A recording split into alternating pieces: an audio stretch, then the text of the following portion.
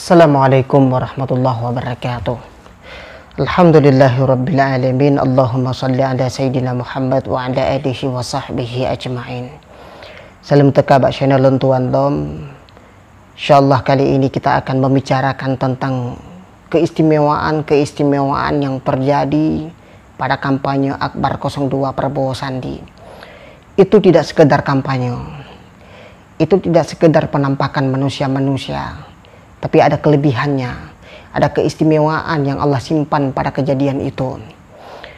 Kita lihat yang pertama. KPU memberikan batas waktu kampanye kepada Prabowo Sandi dari jam 6 pagi sampai jam 10 pagi. Bayangkan, siapa yang mau kampanye jam 6 pagi? Pernah kejadian di Republik Indonesia ini ada kampanye pagi-pagi jam 6 pagi? Ada? Belum. Baru kali ini. Dan itu terjadi pada kampanye Akbar Prabowo Sandi jam 6 pagi. Bayangkan, orang masih sibuk urus rumah. Jam 6 pagi itu waktu yang tidak tepat untuk melakukan kampanye, apalagi kampanye Akbar. Tapi KPU memberikan waktu jam 6 pagi. Lihat apa yang terjadi. Ternyata itu bukan skenario KPU semata. Tapi itu adalah skenarionya Allah Subhanahu wa Ta'ala.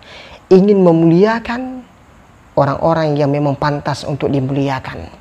Allah ingin memberikan kehormatan kepada orang-orang yang pantas untuk diberikan kehormatan.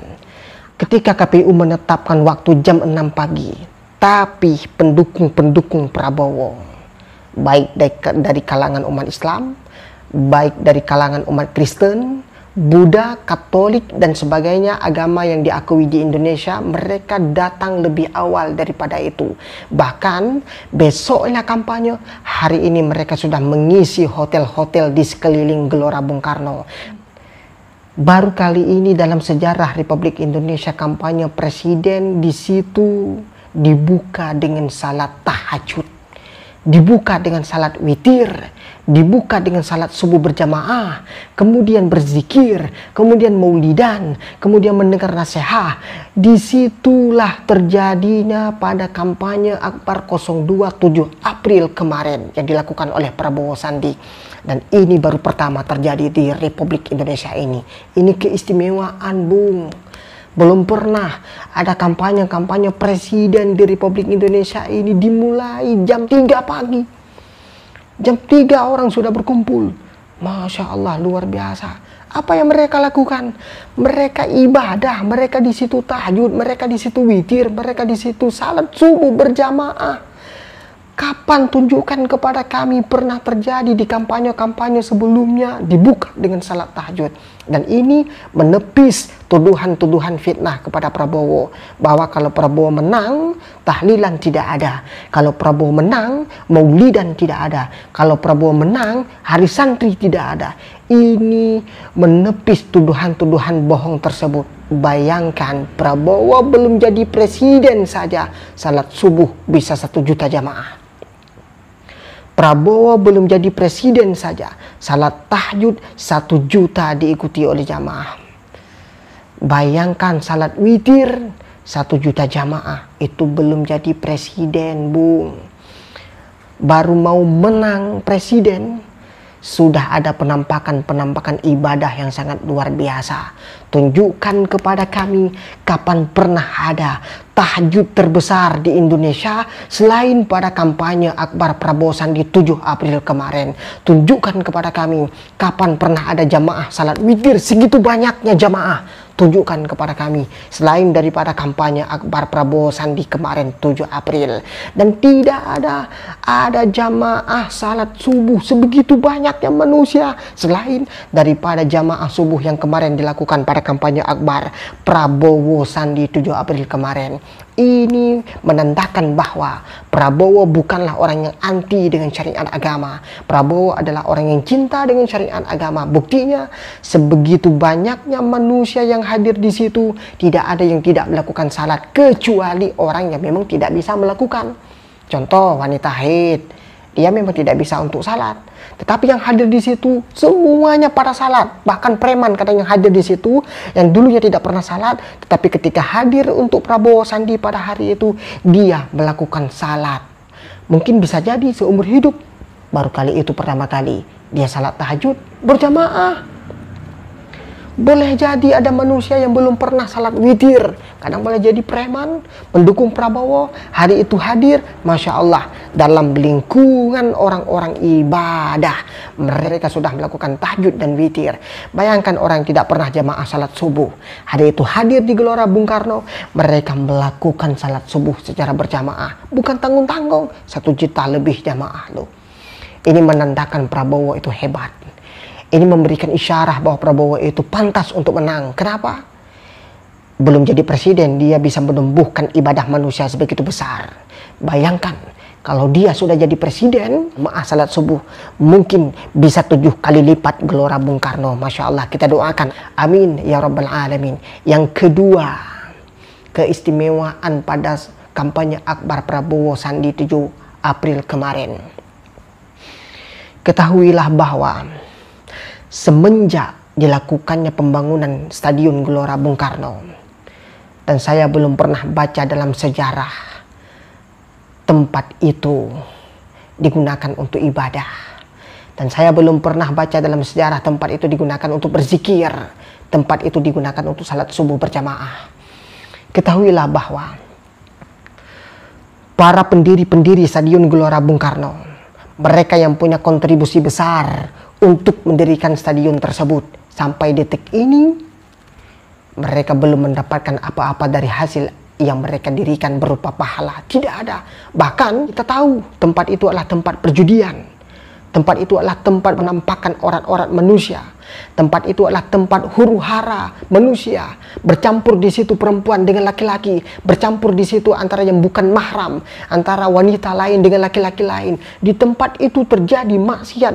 Bayangkan betapa dosanya para pendiri-pendiri Gelora Bung Karno.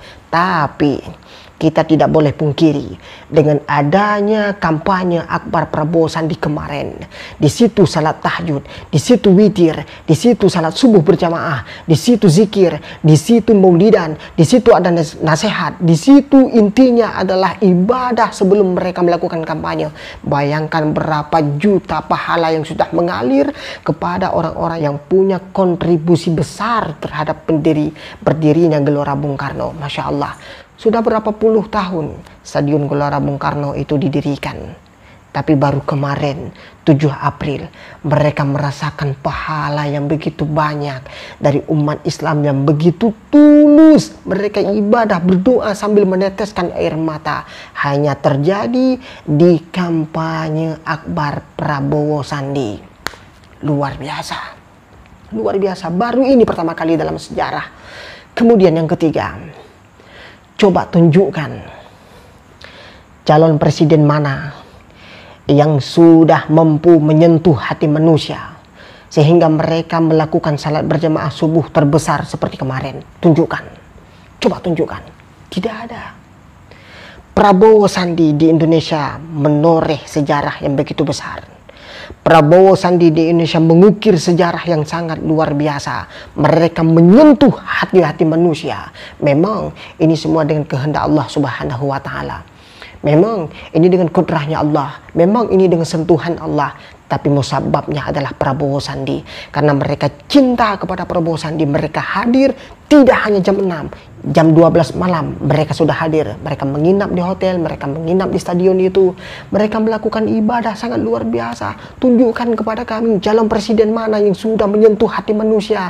Sampai mau mendirikan salat di Stadion Gelora Bung Karno. Bahkan 1 juta jamaah lebih. Mereka tidak memikirkan repot. Tidak ada keluar kata-kata repot di mulut mereka. Tidak ada keluar kata-kata susah di mulut mereka. Di situ hadir padahal tidak hanya Islam. Kristen di situ hadir. Mereka duduk dengan rapinya. Kristen, Katolik, Buddha dan sebagainya agama yang diakui di Indonesia. Mereka hadir di situ. Dan mereka menyaksikan umat Islam melakukan ibadah terbesar di Republik Indonesia ini. Tunjukkan kepada kami capres calon presiden mana yang sudah mampu menyentuh hati manusia untuk datang dengan ikhlas, tanpa dibayar, tanpa nasi bungkus, tanpa paksaan. Mereka datang bahkan tengah malam mereka tiba, mereka duduk di situ dalam embun, mereka duduk tanpa tikar. Ini sangat luar biasa. Sejarah yang diukir oleh Prabowo Sandi bukan sekedar sejarah. Ini bisa dipotret, ini bisa disimpan, ini bisa dinampakkan nanti kepada anak cucu kita. Bila perlu, kita bisa meminta, menuntut kepada pemerintah untuk memasukkan sejarah ini dalam kurikulum yang dipakai di sekolah-sekolah SMP, SD, dan SMA. Yang keempat, apa keistimewaan yang ada pada kampanye Akbar Prabowo Sandi? Anda tahu berapa puluh ribu manusia yang hadir? Lebih daripada 1 juta. Siapa mereka itu? Bangsa Indonesia. Siapa mereka itu? Rakyat Negara Kesatuan Republik Indonesia. Maukah dia Islam? Kristenkah dia? Katolikkah dia? Buddhakah dia? Mereka hadir di situ. Tidak ada keributan. Mereka hadir di situ dengan satu tujuan. Ingin melakukan perubahan. Lihat. Prabowo bisa menghimpun manusia, bisa menghimpun rakyat Indonesia dari beragam agama, dari beragam budaya, dari beragam suku, dari beragam kabupaten provinsi di Indonesia ini tumpah ruah di satu tempat yang di situ bercampur berbeda agama, berbeda budaya, berbeda bahasa, tapi mereka seiring bahu seayun langkah. Satu kata, satu tujuan, satu aqua mereka minum bersama, satu tempat makan mereka makan bersama, satu alas tidur mereka tidur bersama, satu tikar mereka duduk bersama. Masya Allah, baru terjadi di kampanye Akbar Prabowo Sandi. Tunjukkan kepada kami, capres mana yang mampu menghimpun manusia sebegitu rukunnya, sebegitu sopannya, sebegitu tidak ada keributannya. Coba tunjukkan selain daripada Prabowo Sandi. Tidak ada. Tidak ada Bung Hana Asyara. Hana yang lebih hebat daripadanya yang terjadi golomna sarang. Yang pertama golomna sembayang subuh dupna rame urung golomna asyara. Kemudian sembayang tahajud lagi rame jamaah sembayang tahajud nah barang datume Budi Aceh belum pernah datume, tapi di Indonesia nyangka terjadi so pakor yang himpun natayan Prabowo Sandi memang dengan kehendak Allah Subhanahu wa taala. Yang kedua yang sangat luar biasa loh, pajan na pernah neteme le urang drone bahwa Stadion Gelora Bung Karno na pernah tahajud dari ponjut binatang yang hentom pernah na tahajud inan. Ana pernah lomna semayang witir inan bak Gelora Bung Karno yang. Ana pernah na semayang salat subuh berjamaah na bak Gelora Bung Karno yang. Zikir mulut inan. Ana pernah begalom.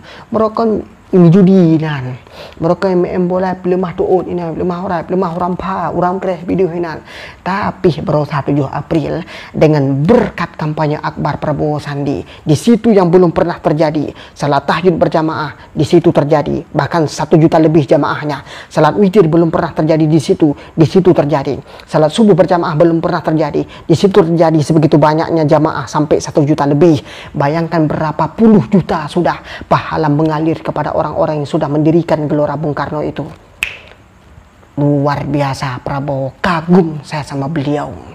Luar biasa hebatnya Prabowo itu. Dan yang terakhir, saya ingatkan kepada orang yang menuduh kemarin Prabowo Sandi itu akan menghilangkan tahlilan. Tidak, Bung.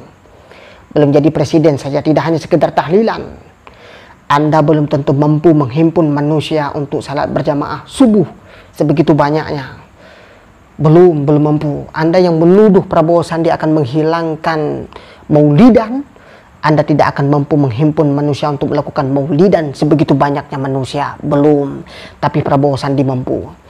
Anda harus tahu itu. Prabowo Sandi mampu. Dia belum jadi presiden, dia mampu melakukan itu. Apalagi dia sudah menjadi presiden.